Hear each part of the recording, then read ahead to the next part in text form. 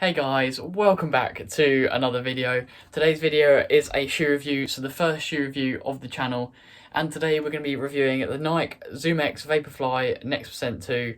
It's a bit of a mouthful, that one, but I can't wait to get into it. So let's stop the waffle and get into the video. I hope you enjoy.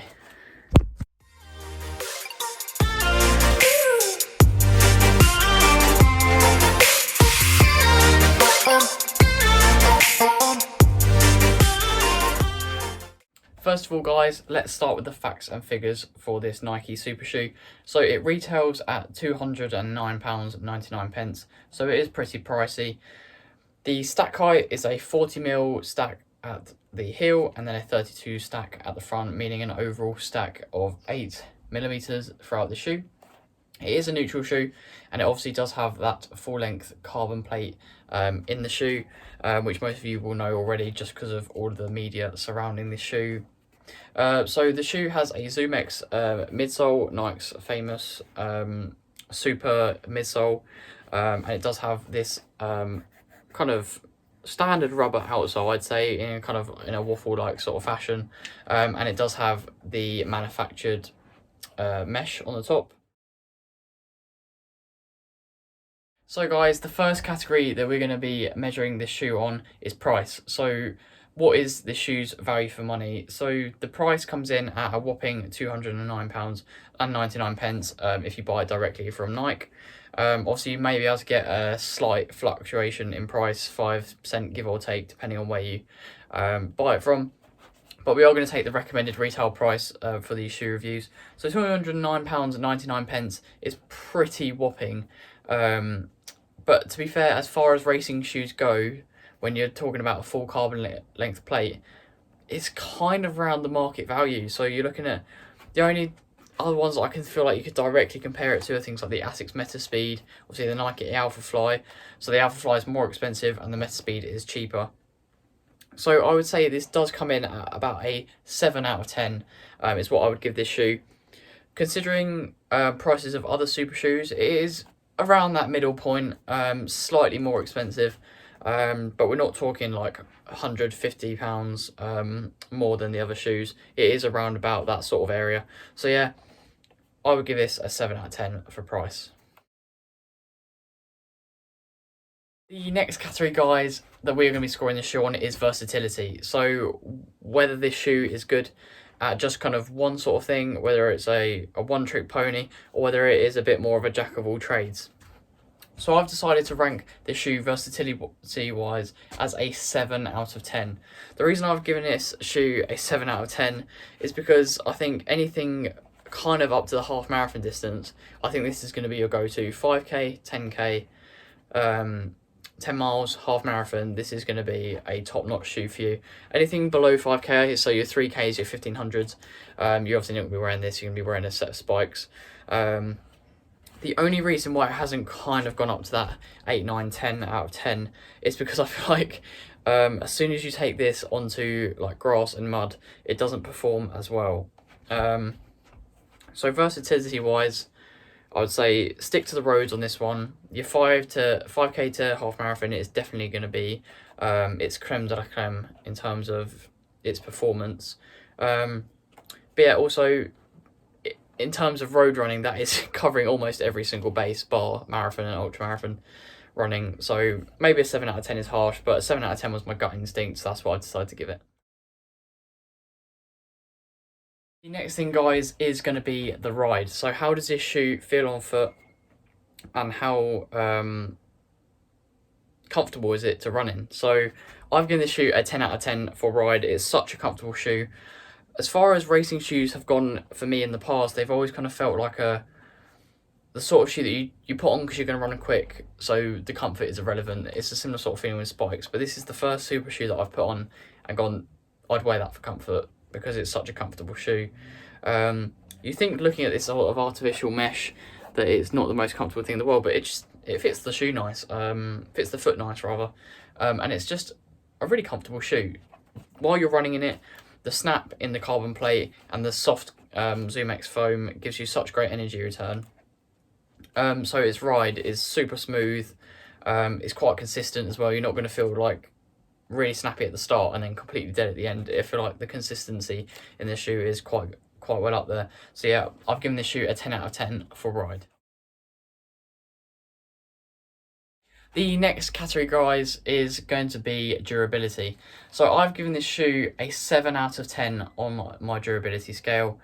This is because, as far as racing shoes go, it's held up pretty well. So this blue pair here, I've ran over 200 miles in, and this pair I've ran about 50 miles in. And to be fair, you can feel the difference in the carbon plate and the ZoomX foam. The pink and white one definitely has more kind of ping, more energy return in it. But the blue one, the shoe that I've run 200 miles plus in, it's still a good shoe. I would still much rather wear this on race day than, say, my Saucony Endorphin 2s, just because I still feel it's got that pop even after 200 miles. So I'm actually really surprised with how long this shoe has lasted. So yeah, 200 miles of running, and this isn't just like gentle running either. I wear this purely for races. I've done maybe 2 tempos in it, 2-3 tempos in pre-race, so leading up to a race. But all of my races I've run, especially over 2021, in this Nike ZoomX Next Percent 2. So it's all really high intense running. So when you're racing, obviously you're putting as much force through the shoe as you're really ever going to, because you're really emptying the body out on that race course. So yeah, I would say this shoe, in terms of durability, is definitely going to have to be, I'm going to give it an 8 out of 10. It's obviously not going to be up there. It's never going to be up to that 500, 600 mile point in a running shoe. But as far as race shoes go, these shoes tend to be, due to their lightweight nature, they tend to be a kind of really minimal mileage wise. But I would say 200 to 300 miles out of a racing shoe, you're doing pretty well. So 8 out of 10 is what I've given it for durability. The next category is stability. So how secure I feel in terms of my ankle stability, whether this shoe is going to cause me to kind of roll over my ankle, whether it's going to give me any pain related to like instability in shoes. So I've given the shoe an 8.5 out of 10, because, to be honest, it feels like a really stable shoe. There's definitely that added lack of stability due to like the stack height. It's 40 mil. But considering you're that high off the floor, it does not feel unstable at all. I've had a pair of the Vaporflies on my feet, and that is definitely a shoe that feels a bit unstable when you've got it on for, because that definitely feels like you're towering above the floor. But with this shoe, I haven't rolled my ankle once. I did a 10-mile race in this shoe, and half of the course was through kind of mud and puddles where I couldn't see the bottom, and I didn't once roll my ankle. It gave me good support, good stability. And for someone with extremely weak ankles like myself, I must have eversion sprained my ankle 6+ times. So knowing that I'm not going to go over on my ankle in this shoe is really nice for me. So yeah, 8.5 out of 10. You could obviously get more stable by making it lower, but that's where you need the foam to be that high, just to take that energy, just to take that force out of the stride, sorry. But yeah, to give that energy return, you do need that stack height. But yeah, it does obviously take away a little bit of the stability. So 8.5 out of 10 from me. The penultimate category, guys, is lockdown. So how does the lockdown feel?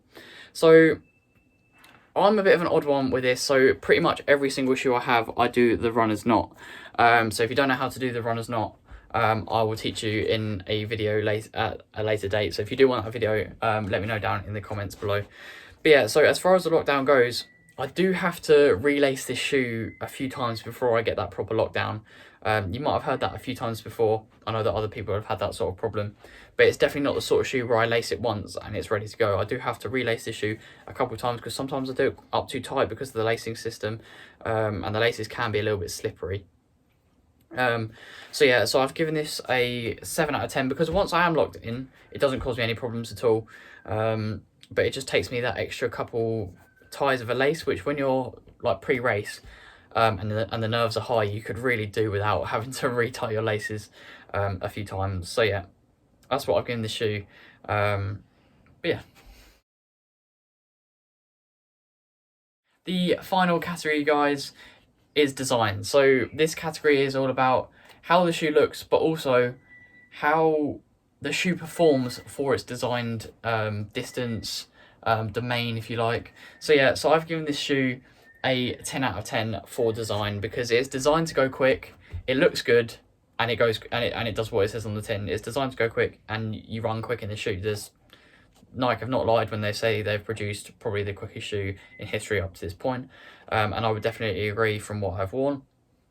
So yeah, design, it's a good looking shoe. It's definitely not one that I think looks ugly. I think they could improve it slightly, but in terms of does it do what it's designed to do, yes, it definitely does. It's not one of these shoes that you expect to be quick, put on the foot, and it doesn't feel as quick as you as expecting. So yeah, I would give this shoe a 10 out of 10 for does it do what it's designed to do. Yes, it does. So guys, that brings the shoe to an average of 8.1 out of 10. And to be honest, if you ask me what I would rate this shoe out of 10, just one question, I'd probably give it an 8 to 8.5 out of 10. It's definitely a quick shoe, and if a shoe scores higher than 8.5, that does not mean that I think it's a quicker shoe than this shoe. But this is just how I would rate this shoe in terms of how it does its job properly, whether it could be improved as a shoe, its price. So everything comes in these shoe reviews. So yeah, 8.1 out of 10 is what I've scored the shoe. I think it's a fair result. So this is my first shoe review, so maybe we'll start a little leaderboard and compare the shoes as we go along. But yeah, 8.1 on the Nike Vaporfly Next Percent 2. So yeah, I really hope you have enjoyed this one, guys, and drop me down in the comments any shoes that you'd like me to review in the future. If I haven't got the shoe already, then it may take me a few weeks to get them out, because I don't have all the money in the world, so buying shoes is not the easiest thing for me. But I have bought these pairs of Vaporfly Next Percent 2s with 100% of my own money, so you know this review is 100% honesty guaranteed. And as I've said before, the review is always going to be honest, because if you buy the shoe off of my review and completely disagree, you're going to think that my review was potentially biased and things like that. So yeah, yes guys, I hope you have enjoyed today's video. Drop a like if you enjoyed it, subscribe if you are new. You can turn the bell on if you want to see when my new videos come out, so you can watch them. Totally understand if you don't want to do that. My voice can definitely get annoying. So yeah, thanks for watching, guys. Thanks for tuning in, and I'll catch you in the next one. Peace.